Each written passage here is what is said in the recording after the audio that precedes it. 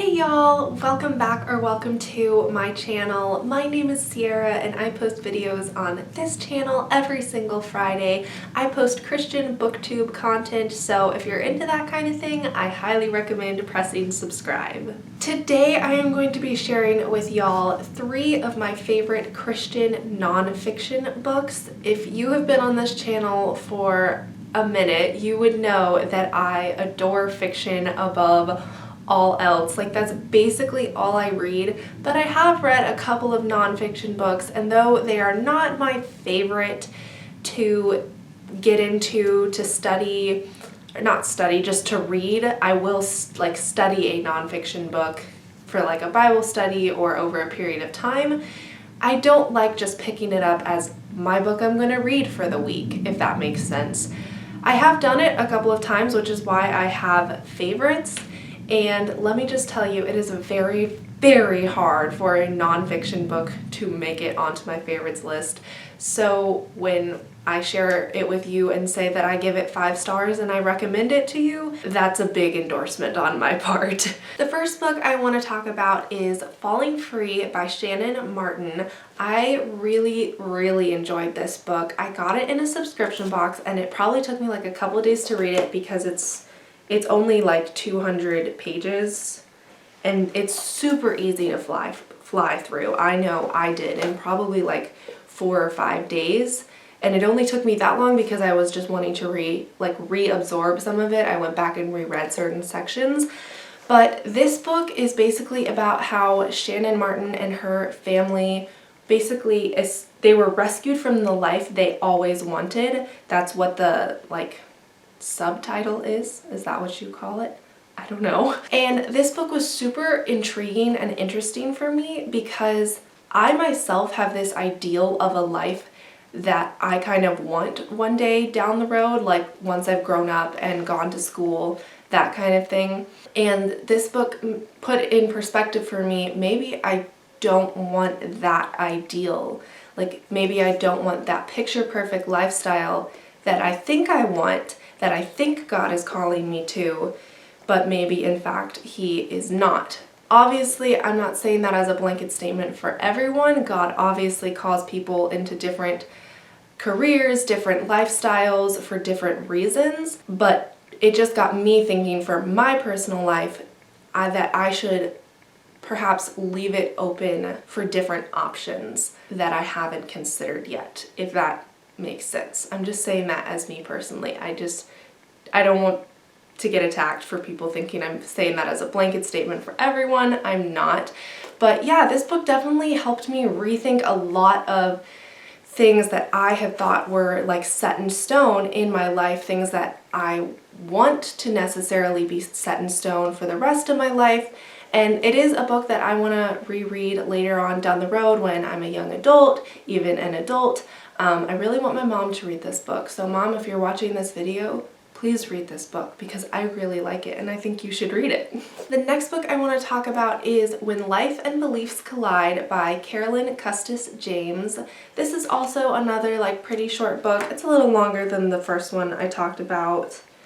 It's like 250 pages basically. The only thing I have against this book is that, in my opinion, it is titled completely wrong. This is not a book about what to do when your life circumstances and what you believe collide or are going against each other, if that makes sense. It's a book about how women can embrace theology, and the only way I see it being connected to the title is that women sometimes aren't allowed to embrace theology as much as men are, and so that can collide with what we believe. That's the only way the title makes sense for me. I would much better describe / title this book as a book about women embracing theology and letting it be part of their faith, and letting theology kind of be personal to their faith.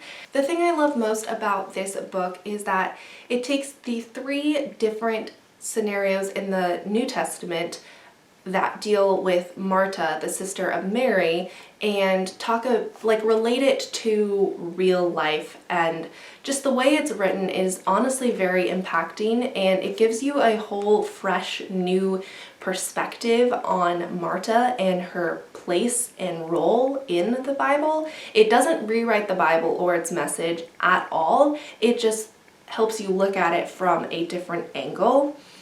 And I quite appreciated that about this. This is another one that it took me a long time to read this book, but I wasn't as big into reading when I read it. It's one I would like to reread and take the time to get through it and absorb the message again. But yeah, I really liked this book and I thoroughly enjoyed it. I'd give it 5 stars. I'd read it again. The final book I want to talk about is The Purpose-Driven Life by Rick Warren. I have talked about this book before. I think I've talked about When Life and Beliefs Collide before as well.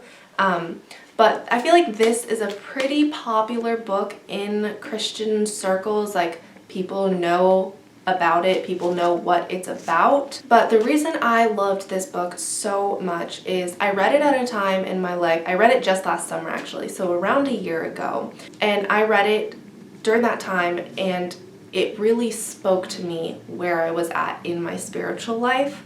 And I journaled through quite a bit of this book. I let myself just slow down and take in every chapter, write down some of my thoughts instead of just pushing to like meet a reading deadline or something, because I was doing that last year. Like all last year I had reading deadlines for every book, but I didn't make myself do that with this one. And I'd say it paid off, and it really helped me grow spiritually.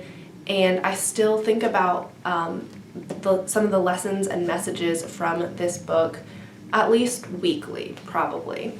And this is something I really want to read again, probably when I'm a young adult and like going through college, and just journal through it and get all of the really good key things out of it again. It has a lot of great Christian principles for living the Christian life and honoring and glorifying God in everyday life. That's kind of some of the premise of it, but yeah, I thoroughly enjoyed this book as well. So those are my 3 favorite Christian nonfiction books. I recommend all of these to all of y'all, and the fact that I said I would reread these books is a massive compliment, because I literally own close to 200 books, and I'd say about 10 of them are nonfiction. That's how much I really don't like that genre of literature. So the fact that I said on all 3 of those I want to reread these when I get, as I get older throughout my life, is saying a great deal about them. So anyway, I will link all of them in the description below if you want to check them out and get them for yourself. I hope you enjoyed this video. My favorites list seem to be doing really well right now, so that is one of the reasons that I chose to do this video. If you have any other favorites that you'd like to see, let me know in the comments below, and I will do my best to make a video about it. But thank you so much for watching. As always, please like the video if you did like it, and subscribe if you like Christian booktube content. Thank you so much for watching, and I will see you next week for whatever video that is. Until then, bye!